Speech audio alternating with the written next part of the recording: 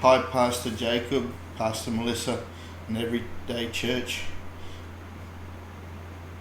Just a short update on where we are at here in Fitzroy. My name's Pastor Warren, this is my wife Sheena, Hi. and we just have had a very eventful year. It started with on the 2nd of January, we had major flooding in Fitzroy, which the church ended up with 800 mil of water through it.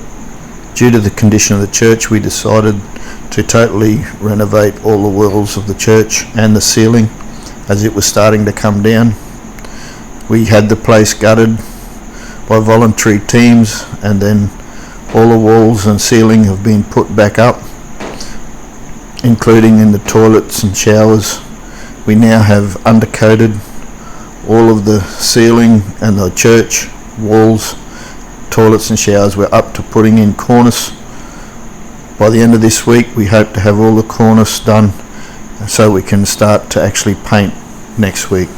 On the ministry side of our life out here, we have been meeting for church in the local park of a Sunday morning, which has been interesting, with trucks and corrallers and all sorts of things vying for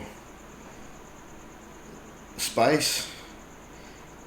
And then travelling in the afternoon to Derby, which is 262 kilometres, and holding a night service in Derby. However, most of our time has been taken up with the renovations here at the church in Fitzroy. We're also in the middle of preparing for the end of the year, when Main Roads have announced that they will be removing the crossings from out of the river before the river runs again and floods at the end of the year, which means that two communities that we pick up from on the eastern side of the Fitzroy River will be unable to come to church of a Sunday. So to that end, I have purchased a small boat, and I will be leaving a vehicle on the eastern side of the Fitzroy River at the end of the year before the crossings come out, so that we can go across the river in the boat and then use our vehicle to go to the communities and have midweek meetings there, so that we can still minister to the people on that side of the river. We still have a lot to do. Our living quarters still need to be renovated. They are attached to the church, so they also had 800 mil of water through them.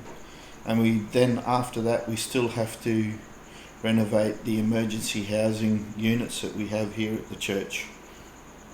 We still have a long way to go for the recovery, but we just praise God for everything that has happened. We praise God for His provision. We have not had to worry about the finances. People have been so generous. We thank God for the teams that have come out and to help with the renovations. We could not have even gone this far without them. They've been so critical to this time for us, and we just are really, really thankful for everything that God has done in so many ways. Even though the flood was devastating, God has been so good to us and has blessed us through this. And so we just want to say thank you for your support, for what you have sent, and we're so grateful for it, and for your continued support and prayer over the next periods of time. We just really want to say thank you for that. We just want to say a big thank you for your support and your generosity to us, and standing with us in prayer, especially during this year, which has been, as my husband said, very eventful, and just being there for us. God bless. God bless.